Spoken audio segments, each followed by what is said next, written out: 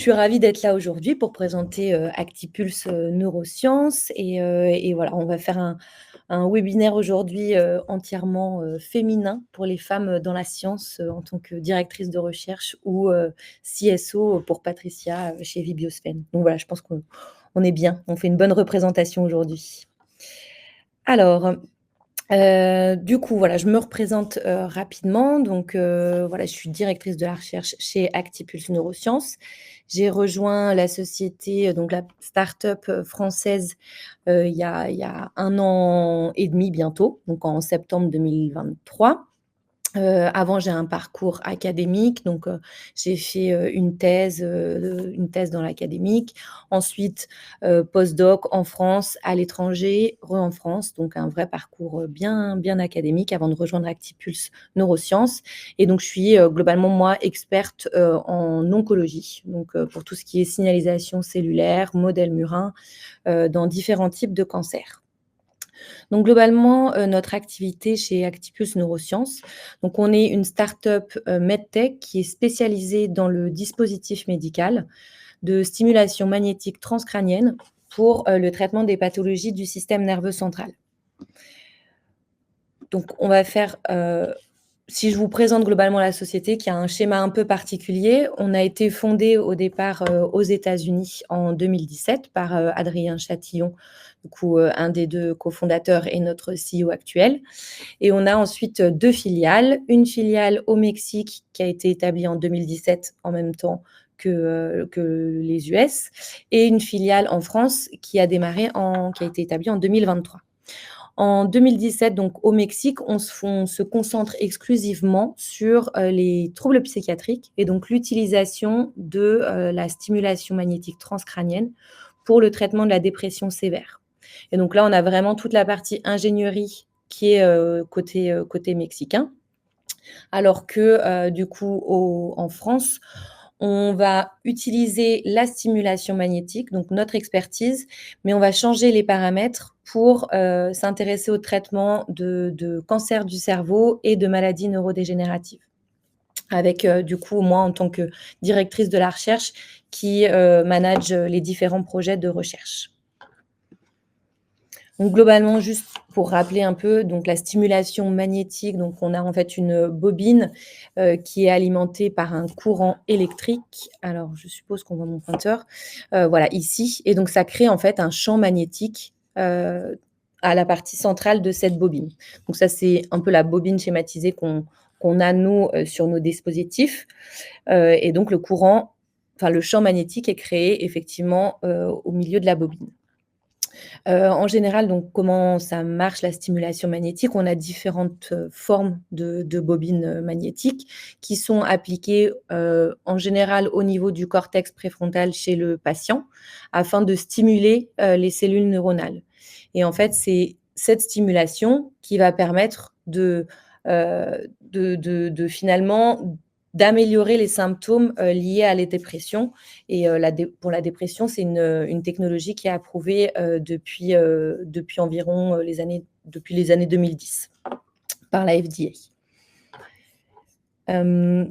Donc ce qu'on fait effectivement au Mexique, donc c'est, plus géré par, du coup notre CSO, et cofondateur Gabriel Villafuerte, et notre scientifique, senior, Irina, qui en fait on a, un premier dispositif qui s'appelle le Actipulse Pro, qui est utilisé dans le traitement de la dépression, sévère, qui est déjà commercialisé. Donc on a aussi notre ligne de production, de ce dispositif au Mexique, et en fait, on le commercialise au niveau des cliniques pour qu'il soit utilisé directement, par les patients.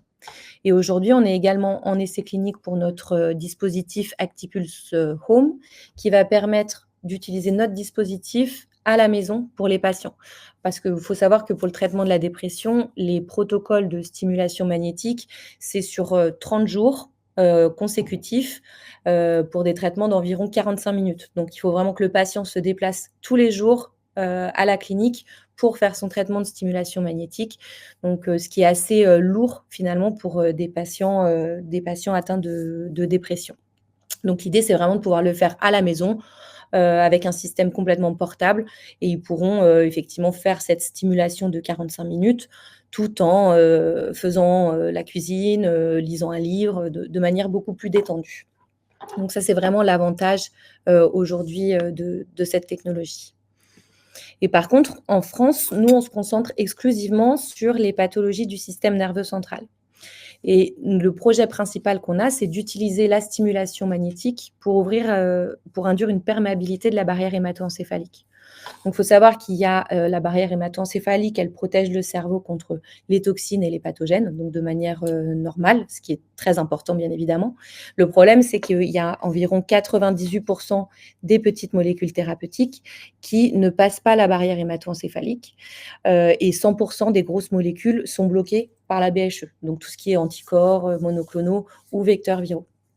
Donc ça pose un réel problème finalement dans le développement de drogues du système nerveux central, parce qu'on a à peu près 85% des molécules en développement pour le SNC qui n'arrivent pas sur le marché à cause de, la barrière hémato-encéphalique. Donc on a un réel finalement ralentissement des avancées thérapeutiques pour toutes les pathologies du système nerveux central. Donc plein de molécules qui pourraient aller en phase clinique échouent à cause de la barrière hémato-encéphalique. Et donc, nous, on est parti de l'hypothèse, en fait, que les hautes fréquences magnétiques pouvaient induire une perméabilité de la barrière hémato-encéphalique. Donc, il y a plusieurs différents articles de la littérature qui ont montré que des hautes fréquences électriques, donc à 100 kHz, induisaient une perméabilisation de la BHE. Et de même, les ultrasons focalisés, 500 kHz, permettent aussi cette perméabilisation. Donc, on s'est dit que la stimulation magnétique, à des fréquences similaires, allait pouvoir également induire cette perméabilité de la barrière et faciliter la délivrance des médicaments. Donc, on a créé un premier prototype, du coup, qui a été fabriqué exclusivement au Mexique parce que c'est eux qui ont l'expertise pour toute l'ingénierie de la stimulation magnétique. Donc, on a créé un premier prototype pour petit animal. Et donc, on voit, je vous passe le schéma du prototype, mais globalement, ce qu'on a fait, c'est qu'on a effectivement mis la bobine qui va faire la stimulation et délivrer le champ magnétique ici au niveau de la tête de la souris. Et donc en conditions réelles, voilà, ça ressemble à ça. On a une plateforme sur laquelle la souris est posée avec le système connecté directement au système anesthésiant. Et donc, tout d'abord, ce qu'on a pu montrer, on a donc testé in vivo, en collaboration avec une université au Mexique. On a testé différents paramètres de stimulation, donc différentes fréquences, que ce soit des faibles ou des hautes intensités en kilohertz, comme ce qui a été montré avec la stimulation électrique et les ultrasons focalisés. Et on a essayé également différentes intensités. Donc, on a injecté du bleu Evans, qui est donc bleu donc en IV, et on regarde en fait sous stimulation, enfin après 1 heure de stimulation, le passage du bleu Evans au niveau du cerveau, signe que du coup la barrière hémato-encéphalique était perméable à ce moment-là. Et donc on voit que quand on stimule avec notre système, le cerveau devient bleu à cause du bleu Evans, et on a effectivement 2 fréquences différentes qui induisent une perméabilité de la barrière hémato-encéphalique, avec une augmentation de la concentration de bleu Evans au niveau du cerveau de 3 fois avec la fréquence 1 et 2 fois et demi avec la fréquence 2. Et ensuite, on a gardé cette fréquence 1 et testé 3 intensités différentes qui vont faire varier finalement ce champ magnétique. Et donc, on a montré qu'effectivement, on avait les différentes intensités induisaient une augmentation de à peu près 3 fois la concentration de bleu Evans au niveau du cerveau, mais il pouvait y avoir aussi une grande variabilité au niveau des animaux. Donc on a choisi du coup la meilleure fréquence et la meilleure intensité pour continuer la suite de nos expérimentations. On a ensuite évalué au niveau avec des coupes de cerveau, voir si toutes les zones du cerveau avaient eu cette perméabilité de la BHE, pour savoir même si les zones profondes pouvaient être targetées. Et donc, on a montré en collaboration avec l'Institut du cerveau à Paris, qu'on avait effectivement de la coloration bleu Evans dans différentes zones du cerveau et ce, pareil de manière significative. Et ensuite en dernière preuve de concept, on a fait de la microscopie intravitale, donc sur souris vivante avec une craniotomie et on a injecté en fait la rhodamine dextrane qu'on voit ici en rouge chez des souris qui sont CX3CR1, donc qui sont modifiées au niveau des cellules gliales. Donc les cellules gliales expriment la GFP qu'on voit ici en vert. Et en fait, l'idée, c'était d'évaluer et de pouvoir regarder in vivo, finalement, la colocalisation entre la rhodamine dextrane et les cellules gliales, ce qui est synonyme de réparation de lésions au niveau de la BHE. Et donc, on voit bien que sous stimulation, on a beaucoup de colocalisation de signal, ce qui est représenté également ici, ce qui montre que grâce à notre technologie, on arrive à induire une perméabilité de la barrière hémato-encéphalique. Et donc, ce qui est important aussi, c'est que la rhodamine dextrane, du coup, elle a une taille qui est de 70 kilodalton, donc qui est assez grosse par rapport à toutes les petites molécules qui sont déjà sur le marché. Je présente quand même nos compétiteurs, parce que c'est quand même assez important, mais c'est surtout plus dans l'idée de faire pour vous une overview un peu de tout ce qui existe. Et actuellement, la seule technologie qui est prometteuse, en tout cas pour induire cette perméabilité de la barrière hémato-encéphalique, ce sont les ultrasons focalisés, donc avec plusieurs compagnies qui sont plus ou moins avancées, mais qui sont tous en essai clinique. C'est les ultrasons focalisés, c'est vraiment, globalement, pour induire cette perméabilité de la barrière hémato-encéphalique, on injecte chez le patient des microbules d'air et quand on fait quand on applique les ultrasons focalisés, ces bulles d'air vont grossir et permettre cette perméabilité finalement de la barrière. Donc, on a quand même plusieurs limites à ce traitement par ultrasons focalisés, notamment un coût de traitement élevé car on a besoin d'être combiné avec un IRM ou sinon il peut y avoir aussi un dispositif implantable. Il peut y avoir donc des injections secondaires de microbules d'air qui induisent la perméabilité. Donc, il y a un risque également de microsaignement et de neuroinflammation. Et une des principales limites, finalement, c'est que le champ de traitement est limité à cause de la sonde qui va donner finalement les ultrasons. Donc, quand on a besoin d'un traitement focalisé, comme dans le cas d'une tumeur, par exemple, c'est évident. Le problème, c'est s'il y a besoin de traiter une zone beaucoup plus large du cerveau. Du coup, le traitement sera inefficace sur ces régions périphériques. Et donc, c'est là où on a en fait finalement l'avantage de notre technologie, donc qu'on a déposé sous le nom de Actipulse Apertum pour l'ouverture de la barrière hémato-encéphalique. Donc l'avantage, c'est que notre technologie se base sur quelque chose qui est totalement non invasif, la stimulation magnétique. Ça a déjà été montré comme n'ayant pas d'effet secondaire chez les patients. Donc il n'y a pas besoin de chirurgie, pas besoin d'injection de microbules ou de nanoparticules. On n'a pas non plus besoin de combiner avec un IRM. Il y a très peu du coup d'assistance médicale, vu que c'est conçu pour une utilisation facile qui peut être soit en hôpital, si le traitement se fait à l'hôpital, soit à domicile, comme c'est le cas sur le dispositif Home qu'on développe. Et on a une approche vraiment plateforme, donc on peut faire de la stimulation soit focale, dans le cas où c'est nécessaire en fonction du traitement, ou on peut aussi faire toute une stimulation globale du cerveau finalement, targeter tout le cerveau s'il y a besoin, dans le cas de maladies neurodégénératives ou de cellules infiltrantes à différents endroits. Et donc voilà, l'avantage, c'est qu'on va améliorer la délivrance des molécules tout en réduisant finalement la toxicité systémique chez les patients. Donc en première indication, nous, on se concentre plus sur le glioblastome. Donc c'est la tumeur cérébrale la plus fréquente chez l'homme, donc plus de 50%, 250 000 nouveaux cas par an dans le monde, 15 000 nouveaux cas en Europe. La survie, c'est un cancer de très mauvais pronostic, donc on a une survie médiane de 15 à 18 mois et une survie, à 5 ans de seulement 5. Parce qu'effectivement, il y a beaucoup de thérapies qui sont enfin, c'est un cancer qui est où il y a beaucoup de récurrence et les thérapies sont très peu efficaces dans le cadre de récurrence, notamment parce que les molécules ont du mal à passer la barrière hémato-encéphalique. Donc actuellement, le traitement standard, c'est de faire du coup d'enlever la tumeur par chirurgie.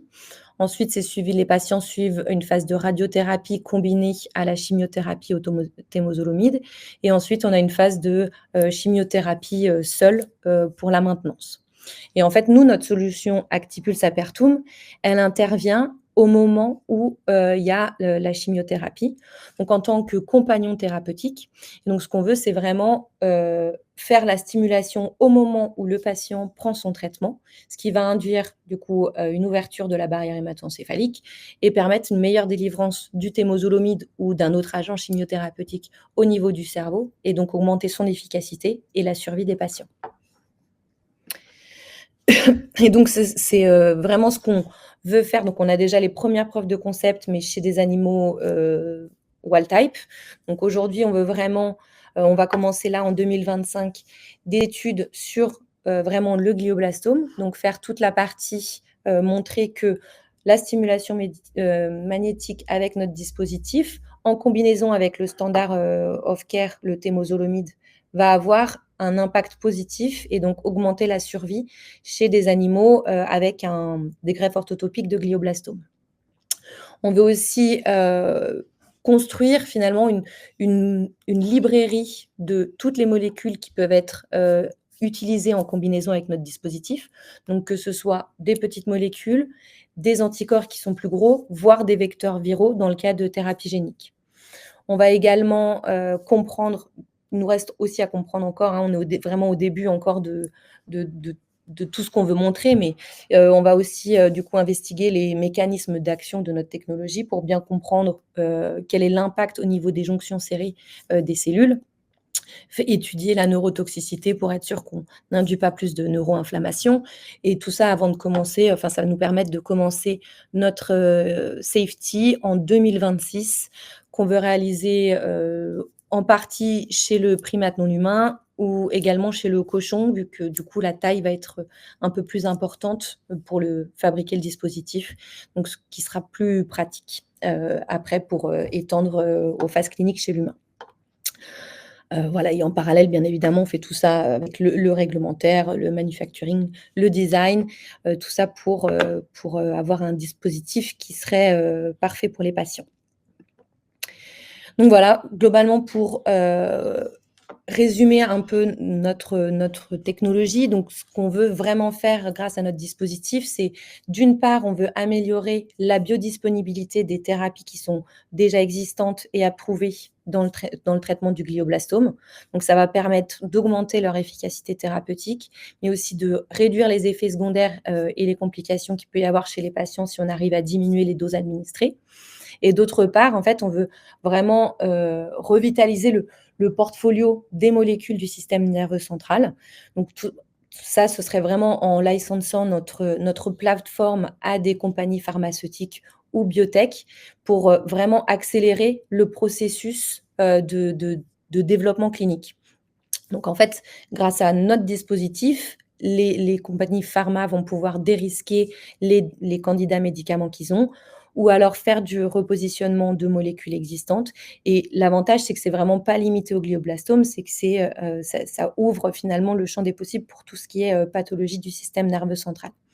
Donc voilà, ça va vraiment permettre, la mise sur le marché de plus de thérapies pour les patients, ce qui est extrêmement important aujourd'hui à l'heure notamment de tout ce qui est, médecine personnalisée.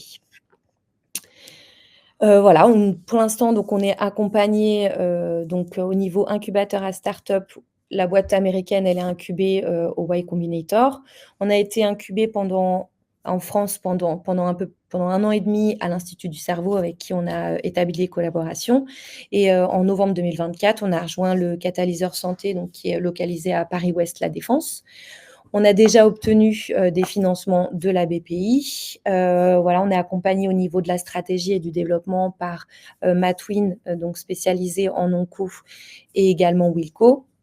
Et voilà, et sinon, on fait partie de différents groupes, comme notamment France Biotech, Medicalps, parce que la société notre siège social est à Grenoble, et l'AFSI, évidemment, pas en tant que CRO, mais du coup en tant que biotech. Donc, je suis un peu vos prospects, mais voilà, pour finalement faire partie de cet écosystème, des CRO. Voilà les points clés à retenir. Donc, on a une expertise dans les dispositifs médicaux et la recherche et développement, essentiellement en onco et maladies neurodégénératives. On a mis au point un dispositif plateforme pour la perméabilisation de la BHE. Voilà, on veut vraiment améliorer l'efficacité des thérapies existantes et augmenter le portfolio de thérapies pour les patients avec une pathologie du système nerveux central. Et donc aujourd'hui, on recherche des nouveaux partenaires pour des collaborations et toute interaction qui serait intéressante si voilà, c'est dans notre scope de R&D. Voilà, je vous remercie de votre attention et je suis ravie de répondre à vos questions. Merci beaucoup Coralie pour ta présentation. Donc il y a déjà quelques questions dans le chat, n'hésitez pas à en poser d'autres le temps d'eux. Moi je vais commencer rapidement avec une petite question. Quelles sont les différences avec la technologie utilisée dans le traitement de la dépression? Alors on change vraiment les paramètres d'utilisation. Donc on est pour le traitement de la dépression, ce sont des fréquences très faibles qui n'ont vraiment pas du tout pour vocation d'ouvrir la barrière hémato-encéphalique. Donc à des intensités et des fréquences très faibles, ça ne facilite pas la perméabilisation de la barrière hémato-encéphalique, c'est exclusivement de la stimulation neuronale. Aujourd'hui, nous, on utilise des fréquences qui sont 100 fois plus fortes, même 1000 fois plus fortes que ce qui est utilisé dans la dépression. C'est ça qui va permettre d'induire la perméabilisation de la barrière. Super, merci beaucoup pour ta réponse. Je vais commencer avec les questions du coup des participants. Solène qui demande: qu'en est-il de la réversibilité de l'ouverture de la barrière hémato-encéphalique avec notre technologie? Oui, c'est une question que nous sommes actuellement en train de regarder, effectivement. Donc on a une collaboration pour ça avec notamment l'université du Mexique, parce qu'on arrive à faire un peu en parallèle dans les deux pays. On a fait une première étude pilote là qui montre que 80% des animaux ont la barrière refermée après 24 heures. Donc on va faire plus d'études, on va faire plus de différents time points et plus d'animaux également.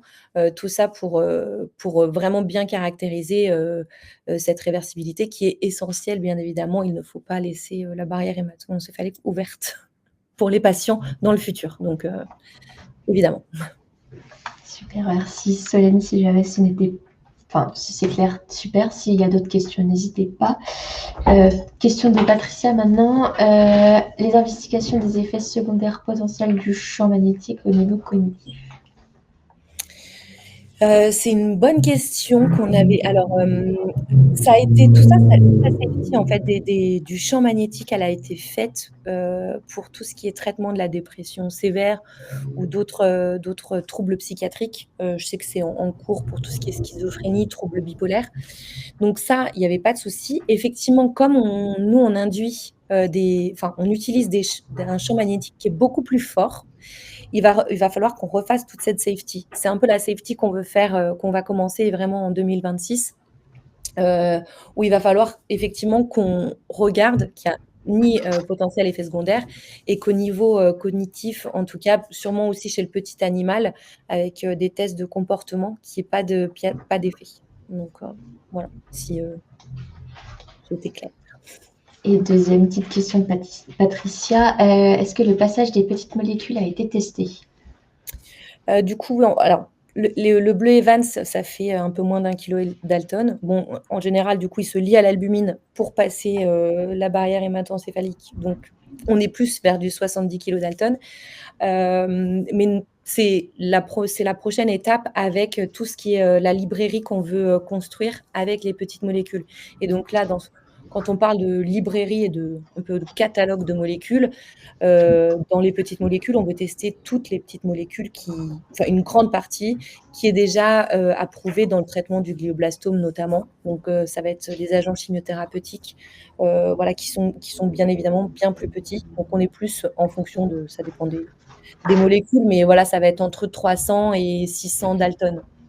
Et donc c'est effectivement la prochaine étape pour nous.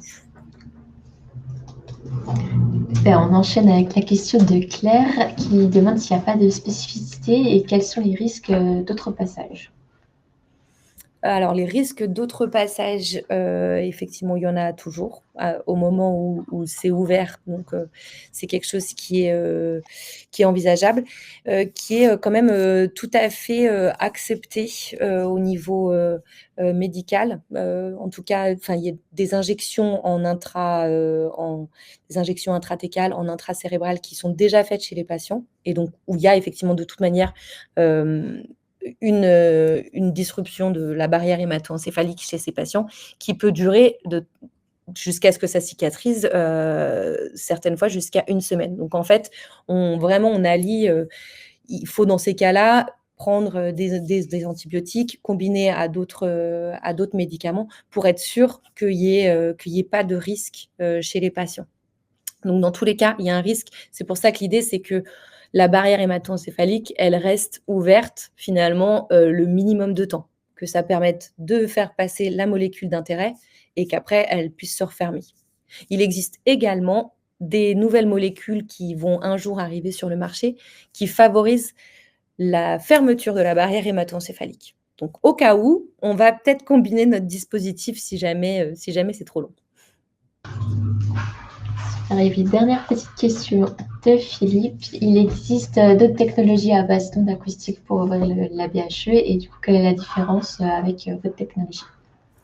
Ouais, alors, ondes acoustiques, pour moi, c'est comme, ça va être un peu, c'est comme les ultrasons focalisés, mais c'est effectivement vraiment ciblé au niveau où on fait la stimulation, en fait, où on donne les ondes.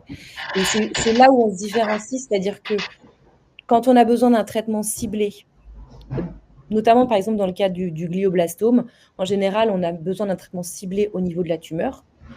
Donc là, ça peut être très utile. Effectivement, on est plus en compétition.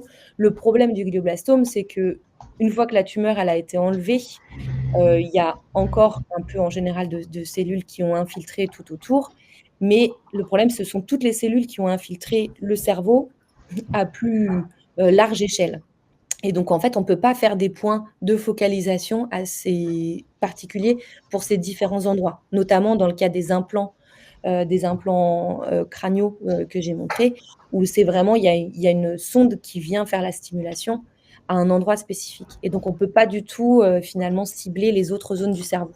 Et c'est là où nous, on peut, comme c'est une bobine magnétique, on peut avoir une seule bobine ou en avoir plusieurs, un peu sous forme comme un petit casque d'électroencéphalogramme.